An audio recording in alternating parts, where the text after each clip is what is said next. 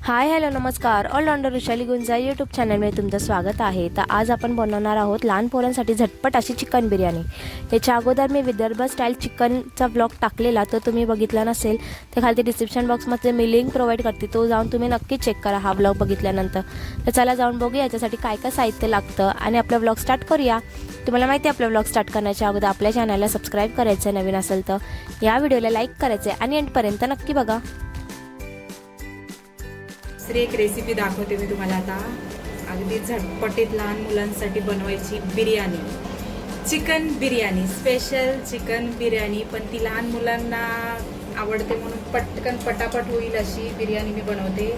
याच्यामधचा कांदा, आलं, लसूण, पुदिना, कढीपत्ता मी स्वतःहून टाकते याच्यासाठी, कारण लहान मुलं कढीपत्ता काढतात बाहेर, त्याच्यामुळे मी मिक्सरला डायरेक्ट लावते. आणि जिरा पण टाकलेला आहे त्याच्यामध्ये. कुकरमध्येच लावणार आहे मी ही बिर्याणी, म्हणजे पटकन शिजणार. चला आता कुकर तापलेला आहे आपला, त्याच्यामध्ये आपण तेल ओतूया.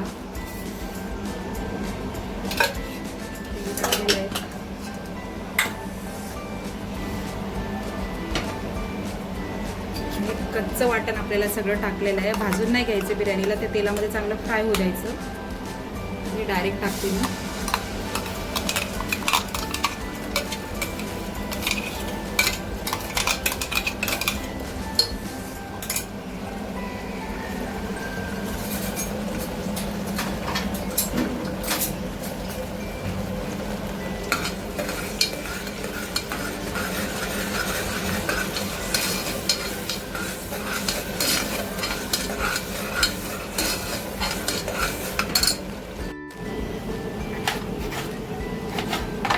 एक साईडला आपला मसाला होईपर्यंत, मसाला पण टाकलेला तो होईपर्यंत आपण मिक्सरला कच्चा टोमॅटो लावून घेऊया.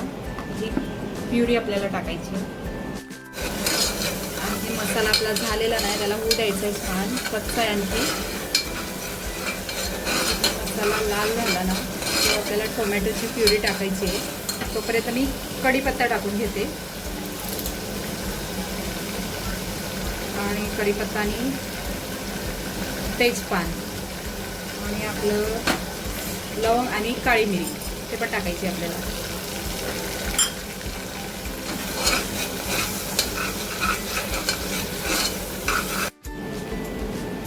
यातच आपण कोथिंबीर पण टाकून घेऊया. म्हणजे लहान मुलांना ते कोथिंबीर, कढीपत्ता दिसला नाही पाहिजे ना जास्त, कांदा वगैरे, त्याच्यासाठी सगळं मिक्सरला लावून घ्यायचं. थोडंसं होत आलेलं आहे आपल्याला मसाला आपला. आता आपण हे टोमॅटो आणि कोथिंबीरची प्युरी आहे ती आपण याच्यात टाकूया. ती पण तेलात झाली पाहिजे छान. सगळं टाकलेलं आहे मी त्याच्यामध्ये. 5-10 मिनिट आपल्याला ते छान तेलामध्ये फ्राय होऊ द्यायचं. मध्ये डायरेक्ट आपल्याला सगळे मसाले टाकायचे. हळद टाकायची, लाल तिखट अगदी जास्त टाकायची गरज नाही आपल्याला. आणि मीठ.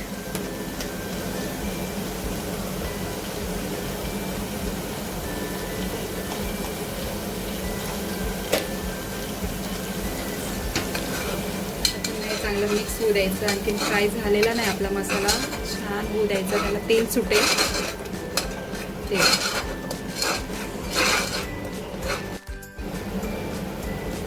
आपला मसाला होतोय. पण एक साईडला आता मी यावेळी कोणता राईस वापरला आहे ते तुम्हाला सांगते. यावेळी मी कोलम राईस वापरलेला आहे चिकन बिर्याणीसाठी. तो मी धुवून ठेवलेला आहे आणि अर्धा तास पाण्यात भिजवून ठेवलेला आहे.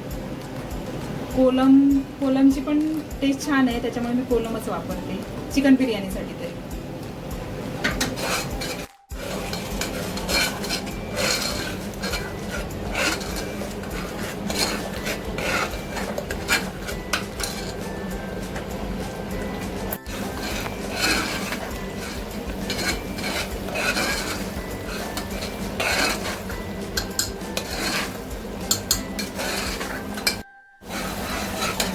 झालेलं आहे आपल्याला. तर ते आपण बॉईल केलेलं चिकन त्याच्यामध्ये टाकायचं आहे आणि पुन्हा 5-10 मिनिट होऊ द्यायचं छान, म्हणजे त्याचा आणखी कलर सगळा मसाला त्याच्यामध्ये मिक्स होईल आणि नंतर आपल्याला राईस टाकायचं आहे 5 मिनिटांनी. चला आपल्याला त्याच्यामध्ये तांदूळ टाकायचं आहे.